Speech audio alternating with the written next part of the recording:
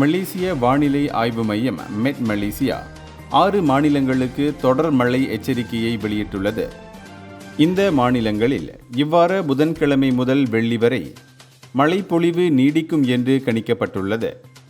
எச்சரிக்கை விடுக்கப்பட்டுள்ள மாநிலங்களில் பெர்லிஸ், கெடா, பினாங்கு, பேராக், கிளாந்தான் மற்றும் திரங்கானு ஆகியவை அடங்கும்.